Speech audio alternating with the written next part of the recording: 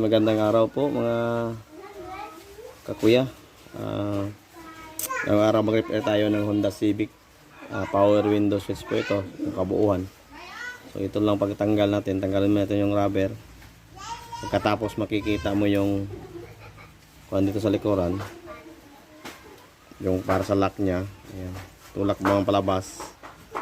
Yan, lumabas na. Okay, medyo hindi makita. Ayan. Atakin palabas mga kuya. At yan.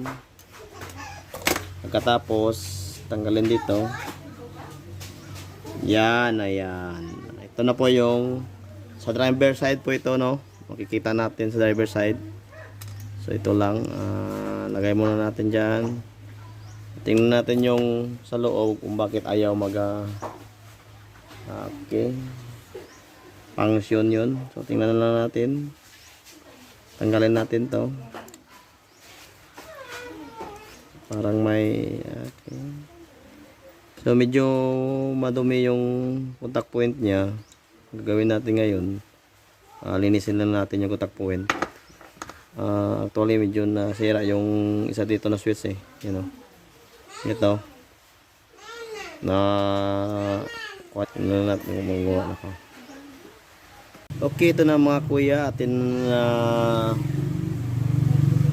linisan, no? So atin na ibabalik yung yung switch. So ang sekreto para hindi magkagalaw-galaw, lagyan lang natin ng grasa, no?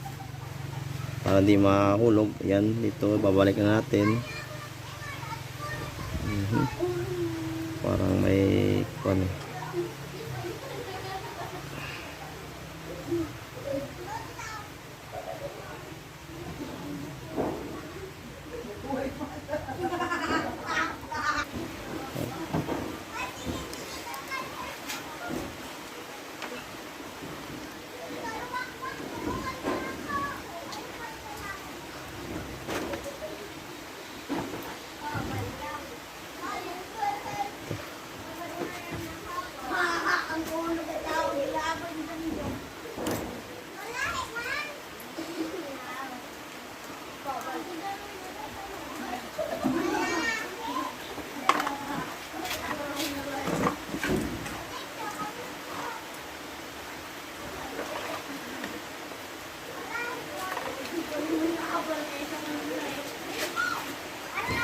Ayan, na-set na.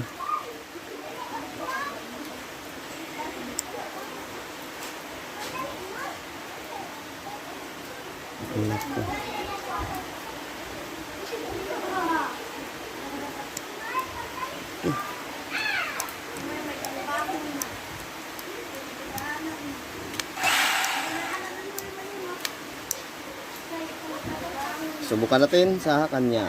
Ito na mga kuya, i-try natin pag payok-yukin yung ating motor na inayos, no? O yung sa switch para makita talaga natin kung ano bang pinaba o hindi. So ito na yung motor. Tali, dalawa pong nirepair natin dito eh, yung motor at saka yung sa kanyang switch. Si-on muna natin. Okay, so yan na yung motor. Try. Ayan, umaikot. Pabalik. Ayan.